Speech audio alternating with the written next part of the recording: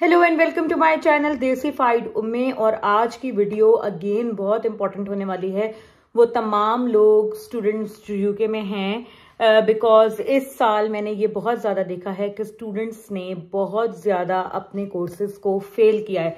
Students की degrees complete नहीं हुई, उनके कोर्सेज पास नहीं हुए।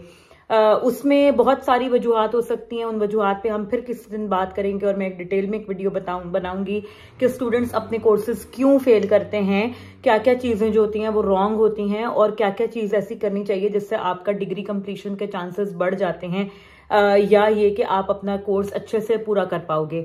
तो ये एक सेपरेट टॉपिक है, इस पर फिर किसी दिन वीडियो बनाऊंगी। आज जो वीडियो है, जो सवाल मुझे सबसे ज्यादा आता है और यहाँ पर भी मुझे जब मैं बाहर जाती हूँ जब भी, तो मुझे स्टूडेंट्स मिल जाते हैं अक्सर औकात और वो मुझसे यही क्वेश्चन सबसे ज्यादा पूछते हैं। तो मैंने सोचा आजकल इस पे क्योंकि बहुत ज्यादा इश्यूज आ रहे हैं तो इस पर एक मैं वीडियो बनाती हूँ। तो सवाल ये होता है कि हमने कोर्स पास नहीं किया, डिग्री हमें नहीं मिली क्योंकि हमने कोर्सेज फेल कर दिए थे, हमें डिग्री नहीं मिली है, तो अब क्या हम स्पॉन्सरशिप ले सकते हैं या नहीं ले सकते?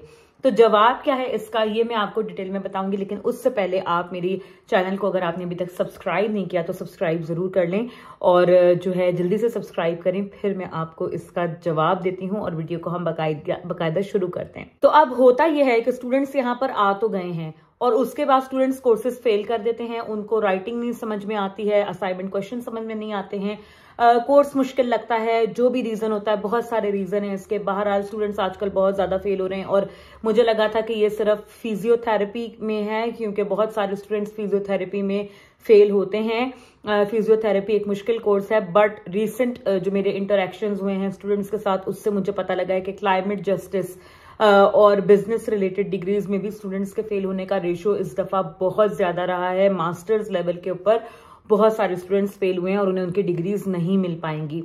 तो अब स्पॉन्सरशिप का क्या सीन होगा उसके बाद? तो अगर मैं आपको सिंपल आंसर करूं तो सिंपल आंसर यही है कि आपको स्पॉन्सरशिप नहीं मिल सकती। स्टूडेंट्स आर्ग्यू ये करते हैं कि जो कैस पर जो डेट लिखी हुई थी हमारी डिग्री कंप्लीशन डेट, आपका जो कैस लेटर होता है उसके ऊपर एक डिग्री कंप्लीशन डेट लिखी होती है, तो लोगों को ये यहाँ से स्टूडेंट्स को मिसअंडरस्टैंडिंग हो रही है, या बहुत सारे लोग जो सॉलिसिटर्स होते हैं वो शायद जानबूझकर ये मिसअंडरस्टैंडिंग भी फैला रहे हो ताकि स्टूडेंट्स क्योंकि नाइव होते हैं उनको इतना ध्यान नहीं देते और वो बातों में आ जाते हैं। तो लोगों का ये परसेप्शन होता है कि अगर हमने जो हमारी स्टडी कंप्लीशन डेट थी वो डेट एक दफा जब गुजर जाए तो उसके बाद हम अगर स्पॉन्सरशिप का केस लगाएंगे तो हमारी स्पॉन्सरशिप बहुत आसानी से आ जाएगी और हमें कोई भी मसला नहीं होगा बिकॉज हमारी डिग्री कंप्लीशन डेट गुजर चुकी है। ये एक बहुत बड़ा धोखा है, ऐसा कुछ भी नहीं होता। ठीक है, PSW लेने के लिए या स्पॉन्सरशिप लेने के लिए जरूरी है कि आप अपना स्टडी वीजा आपने कंप्लीट कर लिया हो। अगर आप gov.uk की वेबसाइट पे जाएंगे तो वहां पर आप साफ लफ्जों में ये चीज लिखी हुई देख सकते हैं कि जो स्टूडेंट स्टडी वीजा पर आया है उसने सक्सेसफुली पहले अपनी डिग्री को पूरा करना है और उसके बाद ही वो वर्क स्पॉन्सरशिप ले सकता है। डिग्री बीच में छोड़कर या इनकम्प्लीट छोड़कर या अगर सही से आपने डिग्री पूरी नहीं की तो उसके बाद आप वीजा स्पॉन्सरशिप नहीं ले सकते। ये इंटरप्रिटेशन मैंने जो की है, हो सकता है मैं भी गलत हूं, बट जो कुछ भी मैंने gov.uk की वेबसाइट पर देखा है उसके अकॉर्डिंगली इंटरप्रिटेशन मेरे हिसाब से यही बनती है कि अगर आप स्टडी वीजा पर आए और जिस काम के लिए आप आए वही काम अगर आपने नहीं किया तो फिर आपकी समझें वीजा रिक्वायरमेंट्स तो फुलफिल ही नहीं हुई ना। तो अगर आप स्टडी वीजा पर आए और स्टडी ही आपने नहीं की या आपने कोर्स ही फेल कर दिया तो फिर उस स्टडी वीजा का कोई मकसद तो रहा नहीं।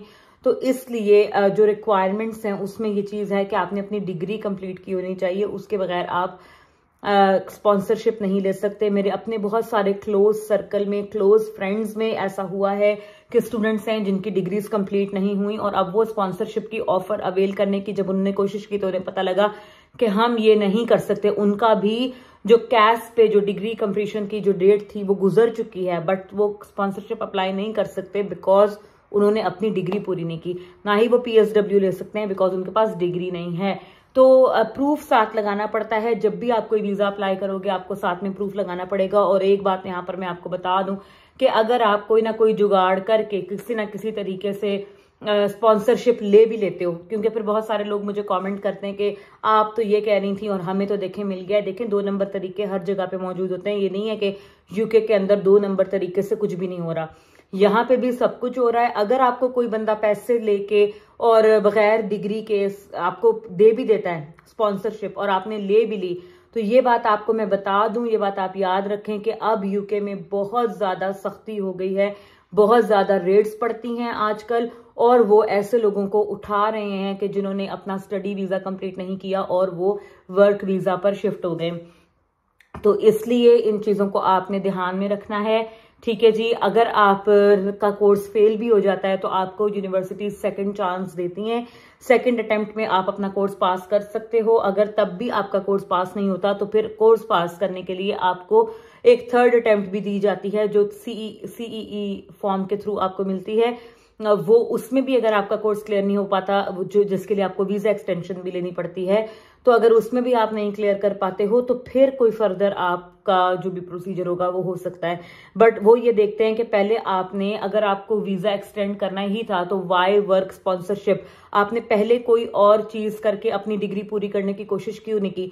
दैट शोज कि आप अपनी पढ़ाई को लेकर सीरियस ही नहीं थे और आप चाहते ही नहीं थे डिग्री को कंप्लीट करना। तो इसलिए ये एक बहुत बड़ा ड्रॉबैक बन जाएगा फ्यूचर में। आप जब भी कोई भी वीजा अप्लाई करोगे यूके का, तो उसका नेगेटिव इम्पैक्ट आपके फ्यूचर वीजास पर भी आएगा, बिकॉज वो ये देखते हैं कि ये यहाँ पर आया बट इसने अपनी पढ़ाई को सीरियस नहीं लिया, और अगर इनके पास रिसोर्सेज भी थे और ये इनके पास चांस भी था, तो इन्होंने कोई स्टडी वीजा एक्सटेंशन क्यों अप्लाई नहीं की, या कोई और पेपर वर्क, ऐसा सबूत आपका अगर साथ अटैच ना हो कि आपने कोशिश की थी अपना कोर्स कंप्लीट करने की, आपने कोशिश की थी एक्स्ट्रा एफर्ट पुट इन करने की और अपने कोर्सेज को पास करने की, डिग्री लेने की, अगर ऐसा कोई सबूत उन्हें नहीं मिलेगा तो ऑब्वियसली वो आपको एक नॉन सीरियस कैंडिडेट समझेंगे और फ्यूचर के वीजास पर भी इसका बुरा असर आएगा।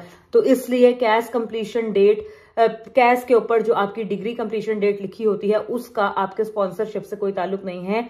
डिग्री आपकी पूरी हुई होनी चाहिए, और अगर आपको मिल भी जाता है तो भी वो किसी भी वक्त आपको पकड़ सकते हैं और आपको इन्वेस्टिगेट कर सकते हैं और हत्ता कि आपको डिपोर्ट तक कर सकते हैं। आजकल रूल्स बहुत ज्यादा चेंज हो रहे हैं, सख्त हो रहे हैं, रेड्स वगैरह हो रही हैं। तो आई होप कि इस वीडियो से तमाम लोगों के क्वेश्चंस जो हैं वो आंसर हो गए होंगे। बहुत सारे लोग ये वाली चीज मुझसे पूछते हैं इन पर्सन भी और मैसेजेस करके भी, इंस्टाग्राम पर भी।